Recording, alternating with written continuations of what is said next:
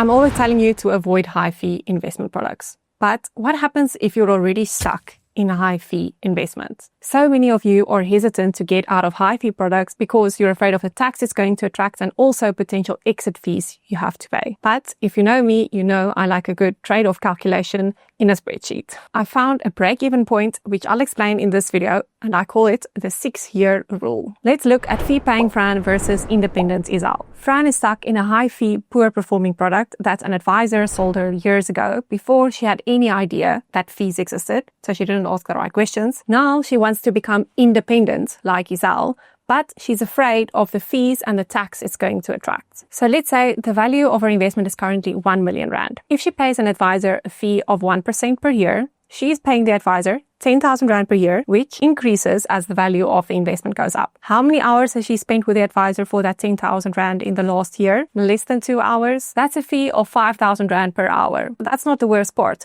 The underlying products and fees of all the layers adding up gets to 2% or even higher. You might be thinking 10,000 rand, not that much. I don't really want to go through the effort for 10,000 rand. But if we're assuming 12% returns with a 2% fee versus a 0.5% fee, which is what a DIY investor would likely pay, something around there per year, the cost is much more when you consider the opportunity cost of paying high fees, and not really just the fees that you're paying each year, because you're missing out on valuable compounding. A 2% versus a 0.5% fee could mean the difference between 6.7 million and 8.8 million. That's a 2.1 million difference after 20 years. So it's not only 10,000 rand a year. After 40 years, it's 45 million versus 77 million, a 32 million difference after 45 years, just by going from 0.5% fees to 2% fees. And if this topic so far has you interested, I've got a free investing masterclass that's coming up later this month, and I would definitely recommend you join. Over 1,000 people joined the previous two, and these live masterclasses are one of my favorite parts of this job because it's free and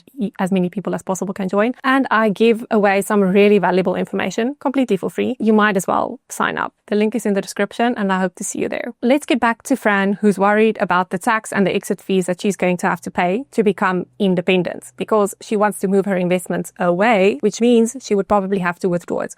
Some of the investments, even when you transfer them or move them to a different provider, won't attract any tax. We're assuming a worst case scenario where it will attract tax and an exit fee, but I am going to give those other examples that won't have tax implications later on in the video. Don't worry, Fran, I've got you. This is how you can determine if it's worth exiting your investment product before moving to something else. Let's look at the capital gain first. We're assuming the value of this investment is currently 1 million rand and the contributions made up to this point equals 60,000. You will only pay capital gains tax on the gains, not the full value of the investment. This is a mistake that I often hear people make. Also, for individuals, the first 40,000 of gain is not taxable. So I've put all of these numbers into my calculator, which is one of the calculators that we use in the investing course for people to input their own values and make their own trade-off decisions. And it's usually also one of the first aha moments the course participants have, since it helps to simplify a very complex decision. One of my course participants, a 34-year-old recruitment specialist living in Saudi, said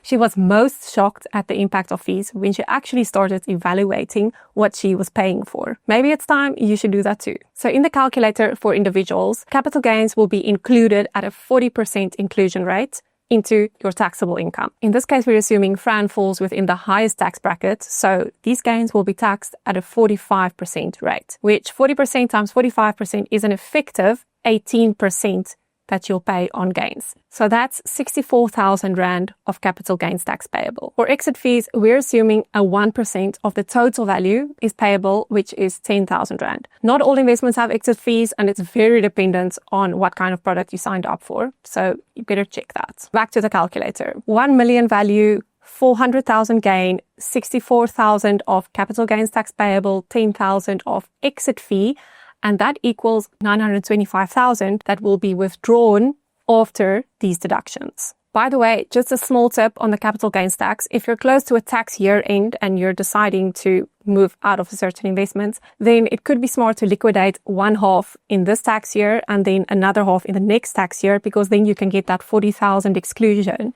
in each tax year, assuming that you're not selling any other assets with a gain. So on the one side, Fran can stay in a high fee product and be fee paying Fran. On the other side, she could become an independent Fran, which would mean liquidating her investments and paying the fees and tax, but she would have less money to reinvest, because on the one side she would have $1 million and on the other side 925,000, but she would be able to pay lower fees, which means more compounding. So we obviously have to ask, how long will it take her to catch up? Have a look at this chart and notice that independent Fran, once she becomes independent, invests less, but she catches up within 6 years. If we extend the timeline to 20 years, the fees and the tax paid becomes a distant memory, because that would mean 6.7 million versus 8.1 million, a 1.4 million difference. The little bit of tax and fees that she paid 20 years ago really doesn't mean anything. After 40 years, 45 million versus 72 million, which is a 27 million rand difference. And this is despite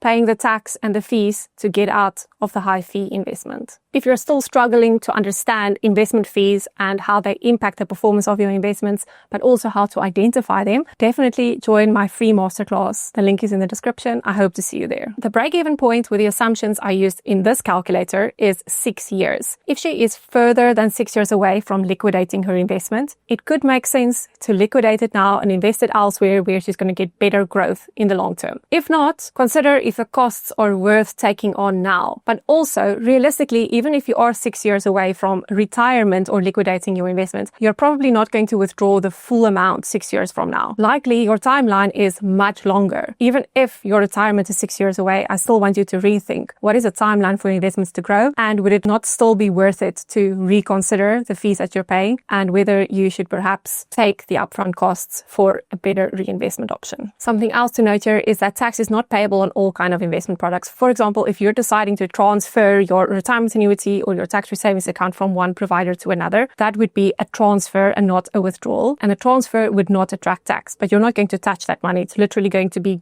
going from one provider to another. Also, this 6-year rule is obviously based on the assumptions that I've included before, which includes the return assumptions, the tax rates, and the fees, exit fees payable, also the period of time that the person is invested for, and all the other inputs that I put into the calculator. The outcome will obviously look different if you change those inputs. I hope to see you at the free investing masterclass, link in the description, and otherwise I'll see you next time.